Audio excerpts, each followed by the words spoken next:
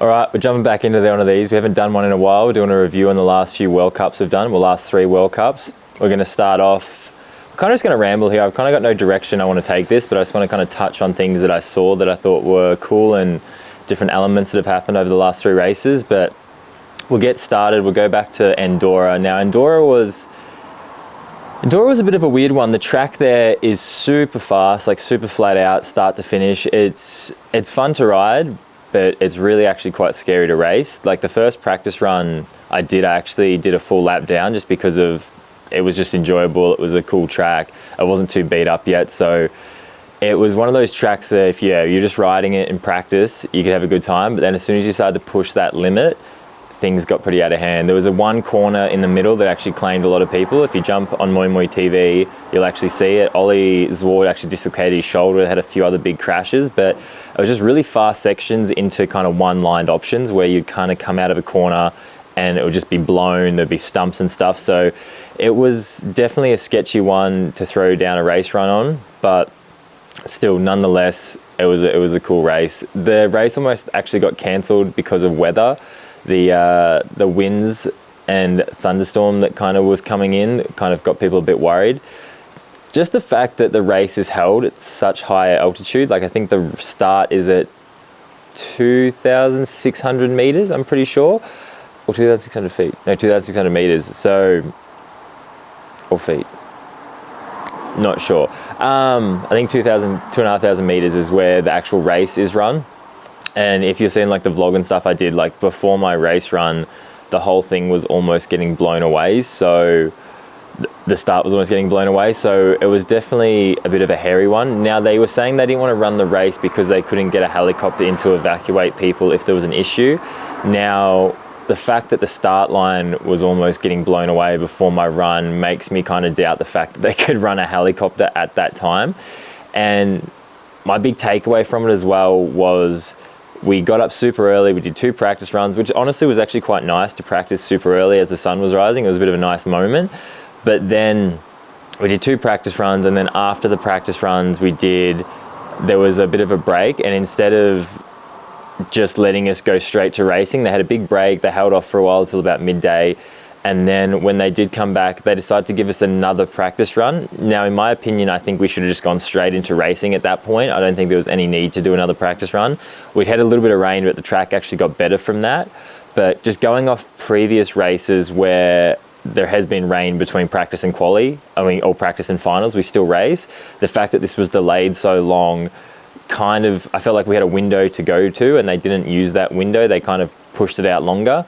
And then by the time the last guys actually came down, I think it was the top 10 all got weather affected in the rain. So I think in those scenarios, I think if you've got a window, you've got the time, just do the race. We didn't need another practice run. I feel like that was a little bit unnecessary, but I was happy just to go straight to finals though. I think a lot of people got pretty excited about cutting the semis out, which was kind of funny, but that race,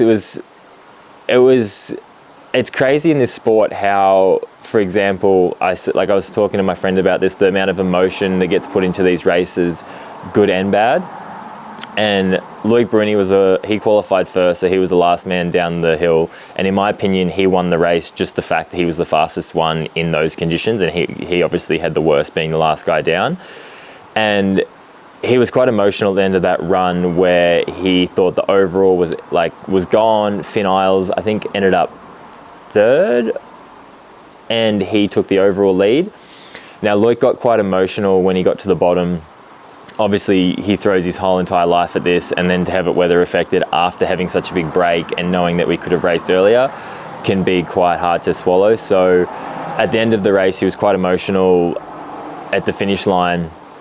And I want to fast forward and I'll come back. But then a week later in Loudenvielle, he actually won that race in front of a French crowd. And it's just so crazy that there's such, within a week apart, he went from being upset in the finish line for the weather affected race to then a week later, he's emotional because he's the fastest one in the world at a home race in France. And just the spectrum of emotions that get played out within a 2-week period, it's insane how that can all get condensed down. And for example, then Finn Isles, who was leading, got disqualified for going off track, and then got pushed back in the points. So just from those two events, I just always find it crazy, especially I know with Loic and Finn, they seem to go polar opposites at times. Like last year, Loic crashed at Mont Saint Anne and couldn't race. Finn won the race on home soil, and then a week later we came to Les Gets for World Champs. Loic won the race, Finn crashed and couldn't race. So it's like those two occasions, one said the high of their life and the other one can't even race or has been affected in some negative way, and then you fast forward a week and the whole script has been flipped again. So it's one of those things that I don't think you can ever give up, or you can ever be like, poor me, or it's all over, because it's never all over. And I think those two occasions show that no matter what, you can still keep fighting, and the best thing could be right around the corner. So found that super interesting, and something I think you can all take away and put that into any aspect of your life, that it's never over until it's over. So I saw that and I was like, it's funny how that's happened kind of last year and then this year again. But going to Loudenvielle, the track was amazing. They did really great work to get that up and running. The top, even though it was a bit flatter, still kind of flowed quite well, and you could carry a lot of speed. There was a lot of new sections that were built that definitely cut up very well, and the whole track flowed super well.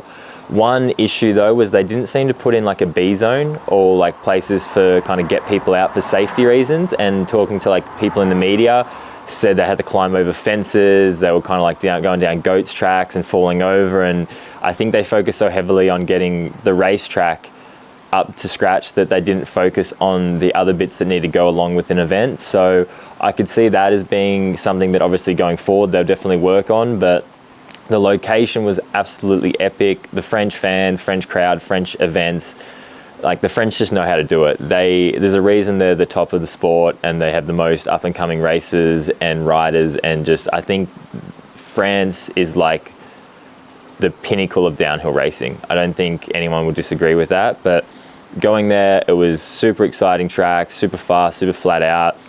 Again, weather affected. The weather came in. There was obviously a bit of controversy about the junior race getting cancelled.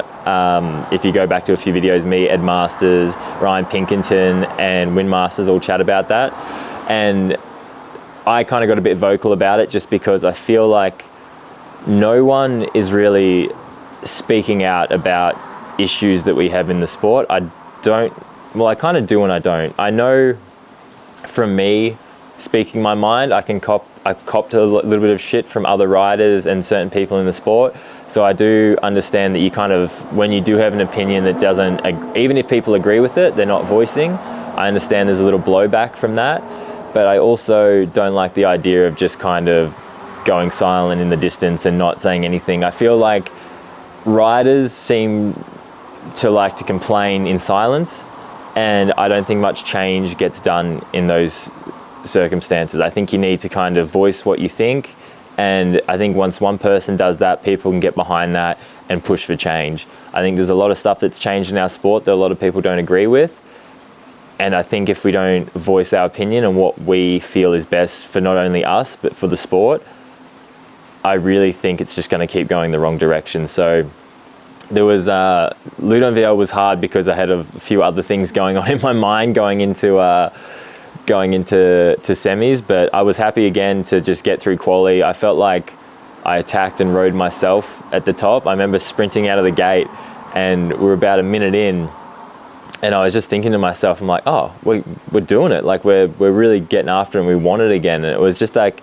just to have that feeling of doing something and putting everything into it was such a refreshing feeling after doing a few races where I just wasn't myself and I wasn't pushing myself to my full ability. So to get back into that, even for like a little brief window, was a really cool thing. But Loudenvielle, Benoit Coulange, last man down the track, he ended up crashing just probably with 20 to 30 seconds to go, which it was super sad to see. After in 2021 he qualified first at Leogang, he was up at the splits, and then he crashed right in the bottom woods. And then going into this race, he wasn't actually in front of Loic's time. I think he was less than a second. He was point something back. So definitely someone that could have pulled that back at the bottom. He's such a strong rider all the way to the finish. So it was sad to see BC go down again, but he's obviously going into Les Gets. We can kind of see that he turned that around. But all in all, it was an epic race. And with obviously Loic taking the win, he took the overall jersey. Finn dropped back a little bit. Also to note, Thibaut de Pella crashed and actually broke his scaphoid, I'm pretty sure. He blew a hand off in a really rough section, probably the fastest part of the track. Now, this was a section that I would always get worried coming into because there was a root and a massive hole right at the end of a long straight. Now, he came in and just hit it that hard that his hand blew off, and he ended up, going over the bars into a berm. Luckily, but he just broke his scaphoid. But looking at the crash, I think everyone thought he was going to be a lot worse off than he was. So happy to see that he only got out of it with that injury, and he'll be out for the rest of the season. He was sitting third at that time, so he's kind of blown the top 5 open a little bit now. Also, Charlie Hatton, the current world champion, he had a crash as well down the bottom that put him out for the rest of the year. So it shows you that even the best in the world can have an off moment and can set them back and cause an injury. And I think Loudenvielle, being such a long, fast, flat out track, showed that it can kind of mix things up in that regard. But it was cool to see more fresh faces on the podium. Like BK got on there, Jackson obviously laying it down as well. There was a lot of good guys that made the podium. Laurie Greenland, again, I thought he was going to be the danger man. I thought he was going to get the win, especially being in the conditions that are a little bit wet in spots and drier in others. So he was my pick for Loudenvielle, but I think he ended up third, just off. So it was a really cool race, start to finish. But going from there, we come to Les Gets. Now, I think Les Gets has to be one of the best World Cups, if not the best in the entire series. Just, again, French crowd, French track, just the place that we are. Like, Les Gets Morzine area is obviously renowned for being some of the best mountain biking in the world, and it brings in such a big fan base. And they did a lot of good work to the track. They changed a few bits up that were a little bit sketchy for Worlds, and I think it flowed really well. It was the first race that wasn't weather affected at some point, so it stayed dry start to finish, which was really good. It was funny. I had a chat with Ben Cathro just before practice, and in our chat we talked about belief in other people and how that is the bedrock to get the foundation, the bedrock to then go forward and get good results. And it's funny when you say something to someone that you need to hear yourself. And I talked about the belief I had in myself when I was doing really well. And it kind of hit a bit differently because I just realized that at these first races that I hadn't been putting that same belief into myself. So I went out in Les Gets, and I just remember the first day of practice, I just believed that I am one of the best mountain bikers in the world, and I should start acting like that. And I honestly rode a lot better. I felt like I pushed myself harder, and I went into time training, and I was just like, I want to put down a good run for me. I want to push and want this like I used to. And I ended up going into 13th, and I think I was only 6 seconds off the fastest and 3 off third or something like that. And it was just crazy to think that in the time between Loudenvielle and here, I hadn't ridden a downhill bike, but I'd changed my belief system to believe that I was that guy again. And straight away, a good result kind of came from that. So I urge people to just believe in themselves and others and see the impact that can have on yourself and others as well, because that was definitely something that I'd forgotten to do for a lot of these races. I'd fallen into this thing of kind of, I'm retiring and it doesn't matter and I still want to do well, but I've got focused on other things, and I kind of cut all that out and said, I'm here to do this job and I'm good at this job. Let's go and see what I can do. And straight away the impact was pretty profound. I got it into qualifying, but honestly, I felt like I rode better than the time showed. I just felt like I got into a good flow, but with me announcing my retirement, that definitely played on my mind a little bit. Seeing people's reaction and coming up to me, it kind of added this extra element that I knew was going to come, but I also didn't know the response that I would have to that. So it felt a bit weird. It was almost like people saying goodbye while I'm still at the party. So it definitely added another element, and obviously a lot of emotion involved in that. I'm happy that I've made that decision, and I'm glad I'm sticking with it and made the call to do it. But in saying that, it's still going to be a while, I think, till you fully accept that something's over, especially something that I've thrown pretty much my entire life at.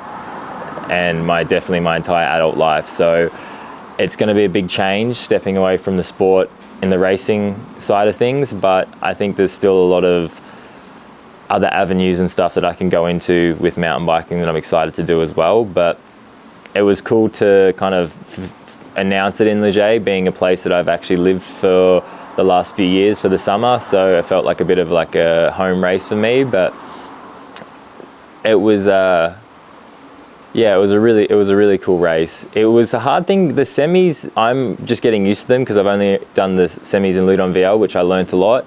And then again, getting to the semis at Les Gets, just this time between when you finish practice to then going into semis, it's so rushed that you kind of forget simple things. Like I didn't eat enough food after practice, and because you're so rushed and your mind's going so fast, you're trying to focus on the bike setup and getting your lines, that I just didn't eat food, and I felt honestly quite weak going into semis. Like after my run, I just kept eating food, and I was just like, oh, I didn't prepare properly, and I didn't eat properly just because I felt rushed in it. But that's obviously something to learn going to the next two in Snowshoe and Mont Saint Anne. But it was a really cool race. I had Andy Cobe picked just from seeing him in practice. Hey, he was one of the guys that when you're in practice and you see someone going that fast and in control and just consistent, like every time I saw him, he was noticeably faster. Unfortunately, he crashed in qualifying, which I think may have dented his confidence a little bit. And then he came out in the semi and still had a good run, but didn't lay down what then he obviously did in finals. And you could even see in the finals, he made some pretty not big mistakes, but like moments that I know would kind of get in your head and rattle you a little bit. So to see him not get the win was like not a surprise. He was not far. I think he's 0.1 or something off it. So he was right there. And kind of happy, sad, because I thought he was the guy, and obviously he's on a bit of a roll. But to see the man Benoit Coulange lay it down on home soil is always epic. You always got to cheer for the homeboy, and he's trained in Morzine and Les Gets for years, and he's come a long way. Like me, Jack and Charlie, I remember we would joke around back in, I think 2017. He was at Fort William. This is like my first proper memory of Benoit Coulange. He was coming down the motorway at Fort William, and he was doing tabletops on he's doing like flat air tabletops on all the tabletops on the motorway. And he was picking up time, and he was beating a heap of like top guys. And we were just like, who is this guy? And we just would call him Belt Bike Guy, because I can't remember the brand of the bike, but he ran a belt. So he got the name Belt Bike Guy for a while. And then obviously he's become Benoit Coulange, which is the World Cup winning racer. But to be the last man down the hill on home soil and to lay down a run that you get the win, and to see the crowd reaction, and just to be a part of that, like when you're a part of those sporting moments that you're just happy to be a part of, it's pretty amazing. It was like a reminder of when the French went 1, 2, 3 last year with Loic winning, Anne-Marie second and Loris third. It reminded me of that, and just to see the excitement and passion in the fans there makes you really love this sport and see how amazing it is. And then also for Andy to be the first one to go up and congratulate him is really cool. There's so much sportsmanship and so much camaraderie within the sport, which is amazing to see. And then also Loris laying it down in third. He's someone as well I thought could get the win. He seems to excel when conditions get that loose, dry, blown out, dusty kind of racing. It's almost like he's an Aussie at heart, but you see him at places like Maribor when he's won in there, and he's just like Andorra where it's like blown out, fast, dusty. He's so precise and he's so clean with his riding that he is the guy to watch out for. He's not the best in the wet, but he makes up for it in the dry. So he's another one that laid it down. Jackson Goldstone back on the podium as well. He was coming off an illness, so even more respect to him for being able to lay it down under those conditions. His body obviously wasn't at 100%. Laurie Greenland actually pulled out of the race just because he had the same issue and wasn't feeling up for it, so he didn't want to risk it. So I hope he heals up as well. And then Loic laying it down in fifth. So it was really cool to see that podium. Troy Brosnan also in sixth, had finally got a run down that he was happy with, and it was cool to see as well. I think in himself, like I think when he qualified well, you could see in the race run that like he had that belief again, and you see how much harder someone pushes when they believe they can win again. And it's just funny that switch that gets flicked, that you always think like, well, always have belief in yourself, and it's like, well, it's hard to have belief when you're getting 20th or whatever it is, and it's like it's hard to believe you can win. But when you qualify 5th or 6th or right there, that the belief kind of quickly comes back. So that was really cool to see. A notable mention is to the man that we all love, Ollie Davis. He's been laying it down at all these races. He got 20th at World Champs, which was a goal, and then laid it down in, I think he got 11th at Andorra, which was a bit of a shock to him. Always got in the top 10. Straight afterwards at Loudenvielle, he got 9th, and then he laid it down in qualifying at Les Gets in 6th place, which was crazy to see because he actually had a slow top, and then he pulled back a heap of time in the middle and laid it down into 6th. So I think he shocked himself a little bit there, but I think a lot of people are seeing the direction it's going, and it's very cool. So he got 15th in finals there, but just to have that consistency now, especially being such a young and up-and-coming rider, to show that he can back it up and be consistent is it's really cool to see. So I think he's got a very bright future, and I think everyone's a bit excited to see where he kind of can take it now. But those were the 3 World Cups. Going back as well, this is something I want to note. When Finn went off track at Loudenvielle, he went around poles and got disqualified. Now, a lot of people making noise saying he shouldn't have because he didn't gain time, but it's so hard to judge who makes time and who doesn't, because it's like he didn't stay on the track. Like, he went off the track because he made a mistake. Now, to not penalise him, and then he kind of, imagine if he came back and then had a really stellar bottom and then won the race, then it's hard. So I think if you go off the track, you've got to re-enter where you went off. And I was going to say, the smart move, looking back now, obviously this is all hindsight, but because he is in the top 30, if he stopped, pushed back up, went through the pole, came down and got 30th, he'd still get the 30, like I think I don't know if it's 30 points or how many points it is, but you'd still get those points. The fact that he kept going, he got DQ'd, and because he got DQ'd, he got 0 points. So if you go, like the thing is, if you get into semi-finals and you're in the top 30 or into the finals, if you get down, you get points. No matter if you got a flat tire, no matter if you crash, no matter if you go off the track and then re-enter, you still get points. So if you do mess up, go back, get some points, keep the overall hunt alive, and yeah, see how it goes. But it's going to be interesting now. We've got 2 races to go. We're going to Snowshoe and then Mont Saint Anne.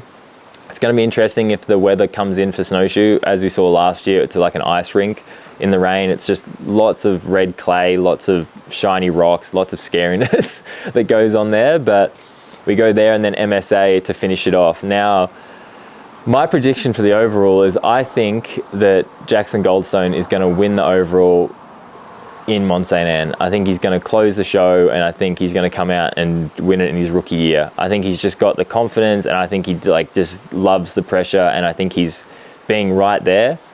I just think he's going to lay it down and come away with it on home soil, and I think it's going to be pretty cool. So that's my pick for the overall. It's going to be interesting how the snowshoe race goes. I think that's going to decide a lot of things. I think it's going to mix up the points a bit, especially if it is wet. But I think it's going to be a pretty epic finish to the race. I think it's going to the season. I think it's going to finish on a high. But that's my predictions. We're out here at Chatel at the moment. We're at the Enduro. We might go talk to some people for the Enduro. We'll see how we go. We've got to shoot some stuff with Scott. So we're just here chilling for a little bit, getting some bike time in and just hanging out. But I thought I'd do one of these because it's been a second. But yeah, if you guys like it, you know what to do. Like, subscribe, share around, comment. Appreciate everyone. Like all the comments, and thank you for the messages about the retirement. Really appreciate that too. I'll see you on the other side. Ciao, guys.